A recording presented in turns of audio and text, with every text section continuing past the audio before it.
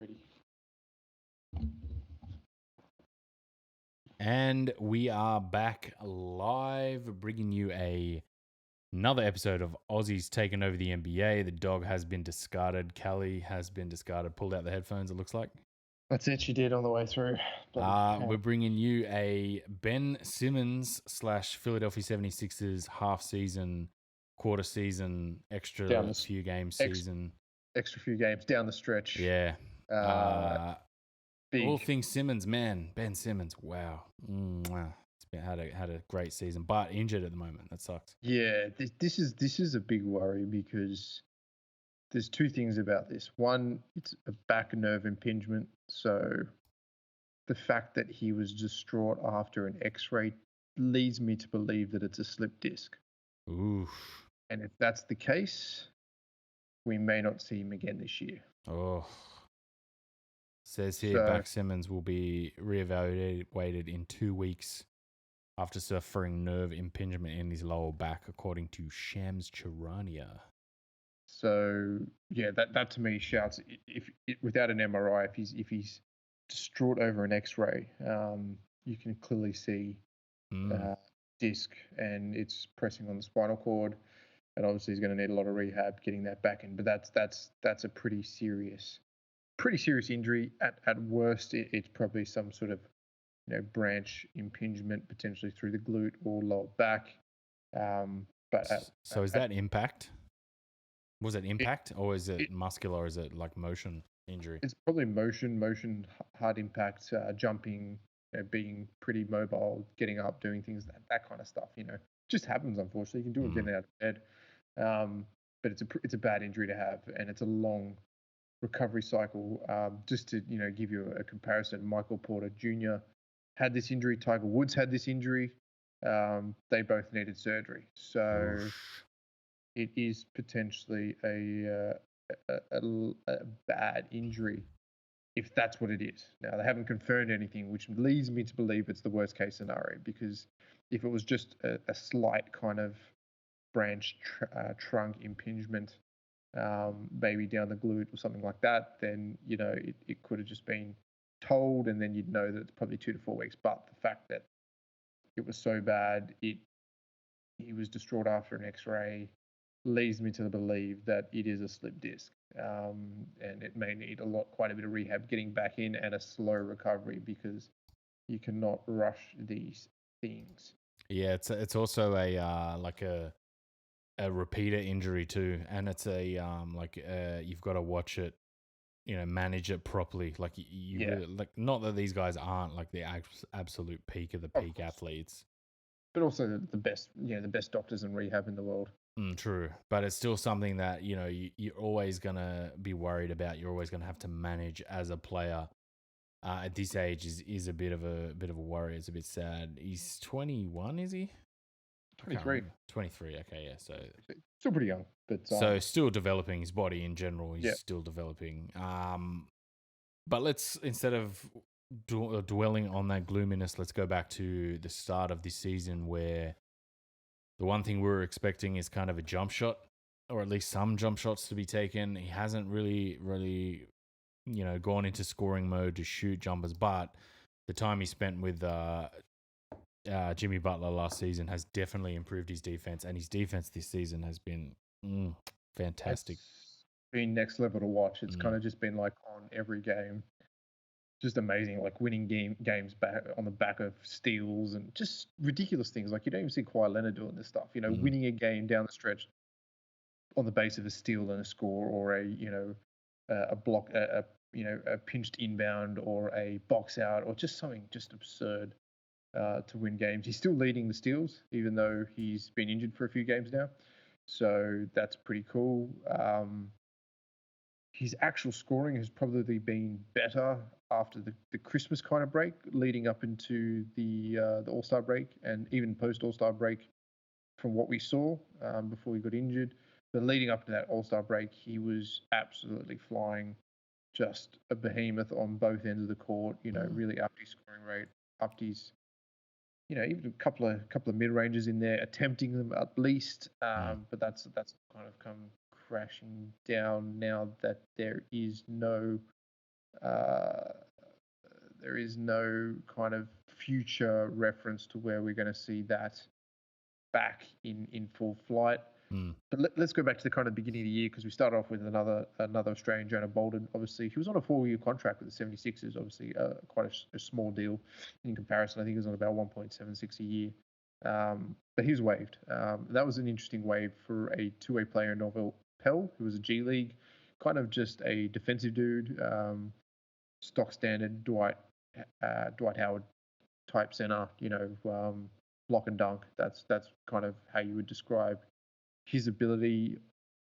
That's the kind of thing I found very strange from Brett Brown and Elton Brand, is that's where you kind of don't want your backup center being. You kind of want your backup center being exactly like how Joel's having to play, like on the 3-point line, stretching the floor, not being, because Simmons played 38 to 42 minutes a game. Like, what are you going to put Pell out there for 6 minutes? No, you needed a kind of a stretch five that could shoot the ball, and that's what Al Horford was meant to be. That hasn't worked out really well. His production's just dropped off the court, and I'll get kind of Al Horford's production up, because I think that's going to be an interesting stat to look at about how they kind of signed him to this massive deal, and then it's just been like, yeah. So as someone who isn't a Philly fan, even I thought that was going to be a good signing, like a bit of a coup too. They pulled off something, you knew he would kind of be the level head in between Joel Embiid and Ben Simmons, to kind of calm them with an experience kind of that Jimmy Butler didn't bring. Like, Jimmy Butler was the big tough guy. Kind of, you could see he knitted them together quite well, but it was much more volatile than I think a guy like Horford would bring to this team. I think it started quite well. You could see he runs pick and roll with Simmons probably better than Embiid, in my opinion, but now it's starting to look like, I don't know what's going on with Horford, whether it's him as an individual or him just not really fitting the team anymore. There's been a few like little Embiid things here and there where he's not, probably not 100% happy with what's happening. But yeah, I think it'd be interesting to talk about Embiid. You got them numbers up yet?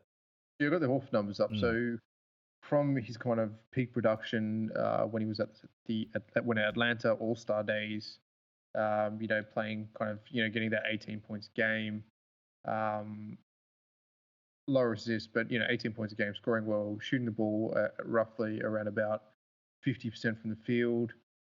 Last year with the Celtics is probably a good benchmark to look at. 17 points per game, shooting 53% from the field, 36% from three ball, and getting the line almost 2 attempts per game. So getting to the line a little bit more. You look at this season, and we're kind of down to the 43% field goal percentage, 33% from three, getting to the free throw line less. Assists are down, steals and blocks are down, but that's he's still a good defensive player. I've got no problems there. Still defends the rim very well, but down to 13.7 points per game, and that's in. If that's just Embiid on the floor, Embiid and Simmons on the floor, that's great. 13.7 points per game, but that's with big stretches of Embiid being off the floor injured. And those numbers should really go up and reflect that, but they're not. And in key crucial games, he's kind of gone missing and not scoring efficiently in these games. So that's been a real worry in terms of how they kind of manage that. And we all knew that. I think what they were hoping for was Simmons, stretching the floor a little bit more this year. But in the games where Embiid was injured and Horford kind of played that stretch position and you just opened up the paint for Simmons, he was unstoppable. He was essentially unstoppable. They destroyed the Lakers at home the day before Kobe died. Absolutely destroyed them. They've put every team to the sword at home. They're one of the worst road teams in the league. That's how hilarious it is. They're 27-2 at home, and they're 33% on the road. What's up with that? Like, what do you think that is? I think a lot of it has to do around Harris and Horford. You can look at Embiid as well. Embiid has played poorly in away stretches, but Horford and Harris production just drops outside of Wells Fargo, and you kind of you don't know why. You're professional. You're meant to be playing kind of similar levels every night, but for what is it? Between the two of them, $60 million a season or close to it. You're kind of not getting the level of production that you want out of that when you got you should have really 4 all-stars on the team that could take this to the next level, and good bench depth as well. Probably not effective scoring bench depth, but good defensive bench depth. And Horford's probably not bringing it, although in this stretch without Embiid is very much going to be needed per se.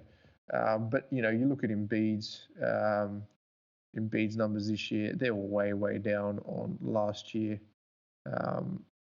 So he's at 23.3. He was at 27.5 a game last season. Shooting 3 balls gone up this year, which is good. He's at 34%. Getting to the line less, only 8 times a game. So he's not bringing that kind of bully ball mentality. And I think what they're really missing this year is this 2-man game with JJ Redick. I think that was some of the best basketball to watch. Embiid and Redick's 2-man game, fighting around screens, getting Redick those kind of curl open looks. And man, that was sweet to watch. And Embiid's assist numbers have dropped, this year. And on the back of it, blocks are down, steals are slightly up, turnovers are down, which means his ball security is good. It's probably because he's playing more on the perimeter as opposed to playing that kind of bully ball mentality. He's still a force to be reckoned with when he's fit, and that's the real issue here. Looking at going forward and how they all fit. He's had a shoulder injury. He's probably out for a couple of weeks, just a sprain, an AC sprain, a acromioclavicular sprain. So that's a couple of weeks. Hopefully he gets back, moves Horford into that kind of power forward, backup center role, and they can get rolling with Shake Milton, who looks like he's going to be a decent backup point guard with some size, strength, and scoring ability. Was it Shake Milton who went off the other night? Yeah, 39 against the Lakers. Longest consecutive 3-point stretch in NBA history, 14 in a row. Was it the Clippers or the Lakers? That was him. So over multiple games. Oh, okay, 14 made in a row, wasn't it? Yeah. So what did he have? 7 of 9 on the night against the Clippers. Yeah. Nuts. That's good to see. And then Tyball's been playing quite well this season. Just back on the Embiid, and like when Simmons is there, I think the team would function better, right, if Embiid's out. But once Embiid's out and then Simmons out, I don't think there's any backup, like a level of backup that actually makes this team function, right? And okay, you're missing 2 guys, and most teams, if you took 2 of their best players off that team, they'd be screwed basically. So you can't kind of go, oh well, they've got to at least be something, even though they've lost their 2 best players. They've lost Josh Richardson as well with concussion in those last few games, and then losing him again that's 3 of their main players out, like. And then you kind of look at Harris and you're like, is Harris good enough to carry this team? No. And Harris was never good enough to carry this team. Harris is a $20 million player. In any team, any day of the week, he is worth $20 million. He will give you on a good night 35 and on a bad night 15. I think that's a $20 million player. And then all right, to say, oh, Harris, why can't you carry this team? Okay, then maybe that's a bit harsh. Like to go, look, Harris can't carry the team. He can't be relied upon. That it still feels like it's a harsh thing to sort of say. But at the same time, like he doesn't even knit the team together. If you know what I mean, like he's one of your main guys. You can't, like, with your 3 other main guys off. Like, why can't he seem to knit this team together? Like, it was a bit of a red flag last year. We had the same sort of issue, but yeah. Yeah, we had the same issue last year, but he's not a ball dominant guard. Now he's a small forward / power forward, but he's not ball dominant. And what I mean, he's not a facilitator. He'll take the ball and score, but he's not a ball dominant. He doesn't need the ball in his hands to facilitate his teammates. He doesn't get his teammates involved. He's really much just a lone scorer. He's kind of like the Bogdanovich of Philly, and he's a guy that's going to give you 20 a night at home, and that's what you want, you need. But he's a piece.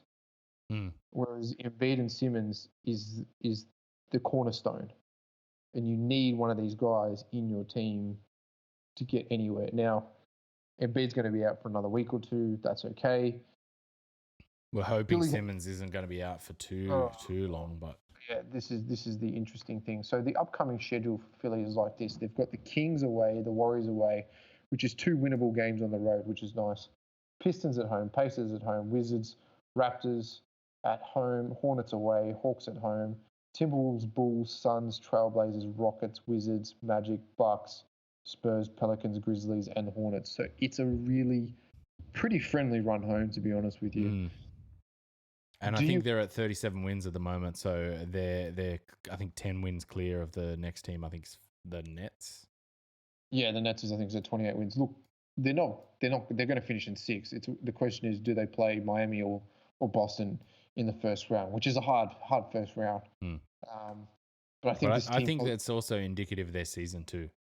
Yeah, they've had a terrible season for what the talent they have and the players they have, and what they should have accomplished. It's been a terrible season. The amount of money they're spending as well. You got to remember they're spending a shit ton of money keeping this team together with 3 potential All-Star caliber players and a former All-Star who is being paid very well, and then some good little pieces around there. But I think you look at the season and you look at what kind of Brett Brown's done, and he's just gone with specific players in runs, and then been like, nah, get him out. Like Trey Burke was like the flavor there for 10 games, and then they just waived him. And it's kind of like, why? Why are you just trying every single style? You need to turn this into a system. This has to be a system now. You've got your players. They're on 4-year contracts. You build the system. The process is over, right? You build the system. You're right. This is your job. This is your job. This is your job. It's really interesting that Glenn Robinson came out this week and just like, I have no idea what I'm doing here. I don't even know what they want me to do. I think that's, a real indicative problem with Brett Brown's management style. I think maybe the team has surpassed his ability to be coached by him. He was a great process team. He's probably one of those guys you want to bring on a young team that is, bottom half, looking at trade, looking at players, bringing players through. Elevating young guys, I think is his forte. Yeah, elevating young guys, I think he's a very non-invasive coach. But coaching a premiership team, it's kind of like they wanted to give him 1 or 2 years where to try it, and I just don't think he's. You look at some of his game plans down the stretch, and they're not great. They're not great at all. So GR3 and Alec Burks coming in those mid-season trades, have they done all right for you? Fit? Yeah, I think they're fit. I think they'll just get absolutely canned in the playoffs if everyone's fit and healthy.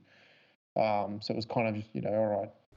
They're nice pieces to have down the end, but they won't be there next year. And this is what I mean. Like you look at teams like the Spurs, and the process that is the Spurs. Like good seasonal players and bringing you 1 or 2 pieces. But the amount of turnover this team has had in the last 3 years, trying to bring a title to Philly, and it is really a worry about how they're going to actually culminate it and bring it home, especially if Simmons is injured long term going into the first round of the playoffs. I just hope he's not injured, man, because that'll be an absolute travesty considering how good he's been this season. And I think back to my point where I think you can afford to have Embiid out in this team, but I don't think you can afford to have Simmons out. Like I feel like Simmons this season has transcended Embiid as the important guy for that team. Yeah. You know what I mean? There's more wrinkles with Simmons in that team and without Embiid than there is without Simmons and with Embiid. Yeah, I very much agree with that statement because again, like it seems to be that the manufactured glue of any franchise is the ball dominant guard or the high scorer. And I've said this and I'll say this again, no team has won or is going to win on a center alone. It hasn't happened. It was Kobe and Shaq. Shaq was the last purely dominant center to win a title. Can you think of anyone post Shaq that really? Maybe Duncan, but then again, you're looking at a different kind of player that's not necessarily in the mold of what Embiid brings. Yeah, exactly. Like Duncan was more of that crafty. Yeah, back down around the basket. But I think I don't know if it's partly Embiid has moved away from his around the basket play. Like I don't know how to broach that. Like, I remember saying a couple of years ago, I was like, he's got to just be quicker in the post. Like, he's way too slow. He sets that up too much. Like, he sits there, he takes one step, he fakes a guy out. Like, it's obvious the way he's playing. Then you could see he sped it up a little bit last season and brought in the 3-point shot and the above the break three, a little bit more sort of in and around the key area. But then again, this season, like, he's doing that a little bit more, but I don't know if he needs to just go back to just playing in the post now. Maybe if Ben Simmons is out through the end of the season, but I still don't look at Embiid and go, you know what, that's a guy who can win a championship with this team because he's the main offensive weapon that's going to drive this team. Like, I don't know. I feel like he's a guy that needs to take a step back on this team and just go, hey, just fill the spots and do what you can do and work on the parts that are going to fit this team. But at the same time, he's the superstar player, so it's like you can't really tell him to do that. You can't really tell him. The one thing that you've got to say about this team is built for the playoffs. Like, it's built when the game is slowed down, defense matters most. Guys are kind of a bit unnerved. Teams don't go on as many runs. It's very much tit for tat, and just defensive pressure in the fourth quarter. That's what this team is built on. So it is very much a postseason team. But man, you look at the Bucks, and the Bucks were a regular season team last year, and then got bundled off in the Eastern Conference Finals pretty easily as well. So this year, you'd want to know: is this team built for the postseason? Are they Bucks killers? Because really, that's who you're going to be playing in the Eastern Conference Final. Either way, I think they are though. I think this team is built to be a team that can beat the Bucks. Like, we're not looking at this team going, you know what, they're going to beat the Bucks because they're the Bucks killers. But I think the way they're set up with everyone healthy, they do have a chance to beat pretty much every team in the East in a playoff series. But again, like, you take another step back from that, and it's still a team where you're like, all right, I need to see them do it to be able to go, they did it, and this is a team that can do it. Like, you need to see it. It's like the Bucks is the same. Like, I need to see the Bucks do it before I'll be like, yeah, brilliant. Like, I'm not going to sit here and go, the Bucks are winning the whole thing this season. With the shake up in the West, the Raptors have been quite good again this season. The Celtics, like, I'm still not convinced about the Bucks, but at the same time, with Philly, it's the same. I'm still not convinced about Philly winning the title. But with the season that they've had, it hasn't been a good season. Like, it's been a little bit up and down. Like you said, their away record's been quite poor. It's been like weird in translation in relation to what this team is in terms of their pieces. Well, what are they? Let's look at Philly's home and away record. Yeah, so it's 28-2 at home and then 9-23 away. That's just absurd. Yeah, it's pretty crazy. It's two different teams, right? So you have to think that, all right, they're built for the postseason. Teams are coming to Philly, and they know they're going to have to play 7 games, right? This isn't a sweep. So every team that they know in the postseason, this is the silver lining. They go, all right, shit, we're not going to sweep Philly. First round Celtics aren't going to sweep Philly. Miami Bucks aren't going to sweep Philly. They're going to play strong at home. Then you know that they're probably going to win at home. So can the other teams defend home court over 7 games? That's really what it comes down to. Is Philly just going to play every series 7 games and take it all away? And it doesn't matter who they play. It's just, we know we're going to win at home. We know the home's a fortress. We just got to pip one away and we'll take it to 7 games. But that's pretty taxing on a team, man, to just... That's very taxing. And you want to hope that, you kind of get into that 3rd spot by the end of it so that you at least breeze through the first round potentially against a Brooklyn or the Pacers or even a Magic or something like that. So that's where you'd like to be. Whether that is the case or not, who knows? So ideally, I think Philly want to finish in the top 4, secure home court, so they've got 4 home finals in a series. But if you look at these teams, like playing one of Miami, the Pacers, the Nets, or the Magic, obviously the Nets and the Magic, you kind of want to play as teams in a final series.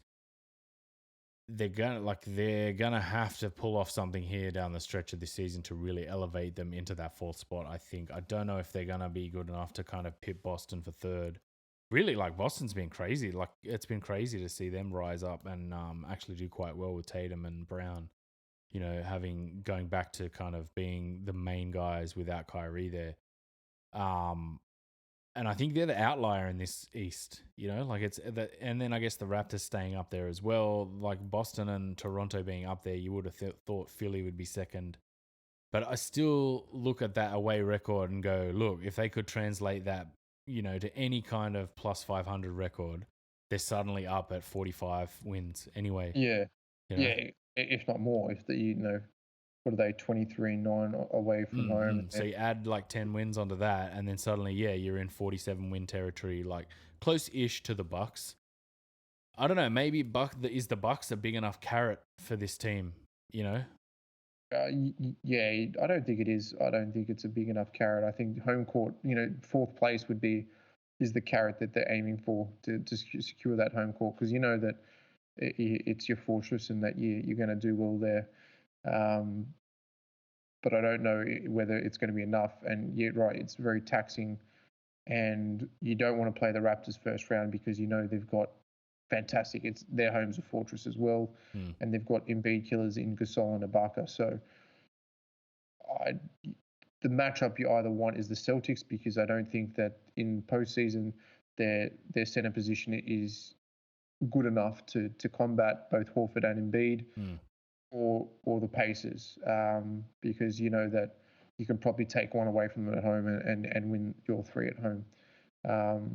And I feel like Simmons could have a fit Simmons would have a real effect on that series in terms of like shutting down. Yeah. Either like you switch him onto Tatum, Brown, or Kemba. You know what I mean? And he would be defensively like a massive weapon in that series.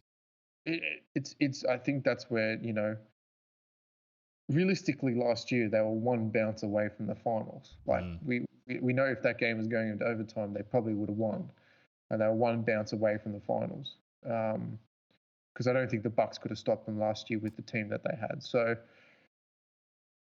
that was the East Finals, wasn't it? Second round in the East. Yeah, so it was one game away from the East Finals. Yeah, but I think they would have ran through the Bucks if they'd beaten the Raptors in that series. I don't know if this is going forward if that's the case this year. But look, I'm interested with the postseason. They've made the postseason. That's all that matters. It's a different game, and we'll have to see what it brings this team. The interesting thing as well is that Matisse Thybulle is an honorary Australian. Oh yeah, we got to talk about that. How good is that? How good is that? Honorary Australian or legit Australian?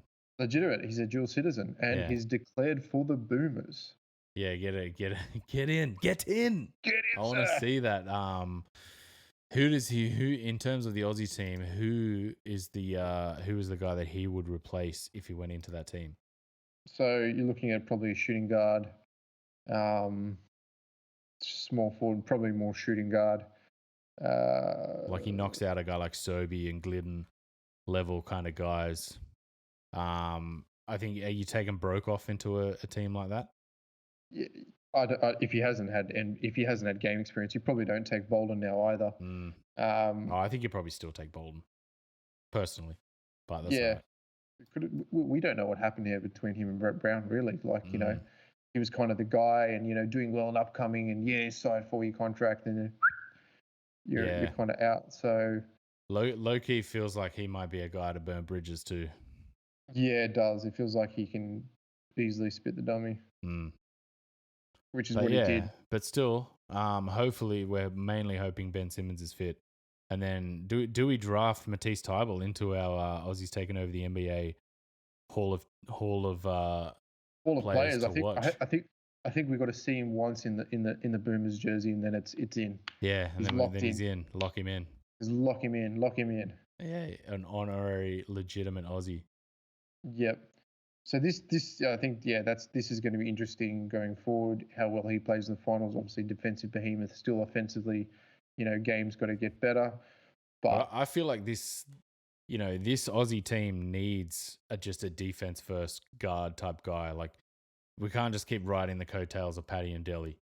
You know what I mean? Like there is scope for this Aussie team to have a defensive pest in there to throw at other teams that's not Delhi or Paddy. You know what I mean? Yeah, exactly. And this dude is 6'5" and 6'9" wingspan. So ultimate fever pest. Very interesting. Very interesting. And yeah, that pretty much wraps up what's happening with Philly. What are your predictions down the end of the stretch of this season I for think Philly? it all rests on the back of Simmons really, and where this injury kind of lies. Be good to see Embiid back in the team. Be good to see how they can develop Shake Milton. If they can turn him into a scoring first point guard, then he could do, dude shooting 44.5% from three this season. So that's nuts. Maybe get his minutes up, get him, more into this lineup, insert him more in that two guard role because he's quite a long, good player. And they may have found themselves a gem towards the end of the season. Just watching this Lakers Philly game, and did you see that spin from Milton late in the game? Yeah, that was nuts. Good pickup. That was LeBron level, like watching those Hakeem videos when he was working with Howard and stuff. That was Hakeem level stuff. All right. Well, what do we got coming up next? We'll bring some games in the next weekish. The Aussies haven't really been playing. Like, we've got a lot of injuries. It's really been Joe Ingles and Patty Mills are the only two kind of main guys that have been playing recently. Bainesy's been playing limited minutes. Simmons is out, and we're not calling Tybal an Aussie quite yet. Nah, not until he plays that first game. But so we'll be back a little bit later, I think, or maybe early next week with another wrap up of games in general around the league, talking about what's been happening in the NBA. As always, you can like, share, and subscribe all the way up there. The socials there. Aussies taking over the NBA. Oz NBA Takeover on Twitter and Facebook, and on SoundCloud, iTunes, and YouTube. And we will see you guys on the next episode. Peace.